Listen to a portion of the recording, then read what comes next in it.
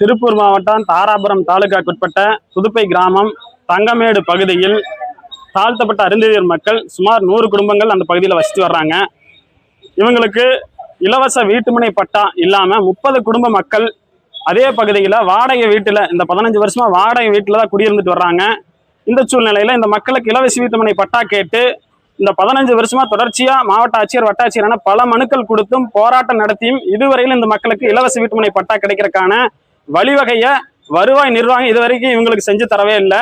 ஆகையால் இன்றைக்கு இவங்களுக்கு உடனடியாக இலவச வீட்டுமனை பட்டா கொடுக்கணும்னு சொல்லி வட்டாட்சியர் அலுவலகத்தில் ஆதித்தமிழர் முன்னேற்ற கழகத்தின் சார்பில் பொதுமக்களும் சேர்ந்து காத்திருப்பு போராட்டத்தில் ஈடுபட்டிருக்கிறோம்.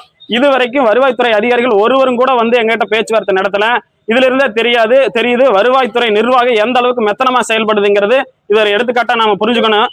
இதே போல இந்த மக்களுக்கு இனிமேலும் பட்டா வழங்க காலதாமதம் ஏற்பட்டால் வருகின்ற சட்டமன்ற தேர்தலில் தங்கமேடு கிராம மக்கள் தேர்தலை புறக்கணிக்க போவதாக இந்த போராட்டத்தின் வாயிலாக தெரிவித்துக் கொள்கிறோம்.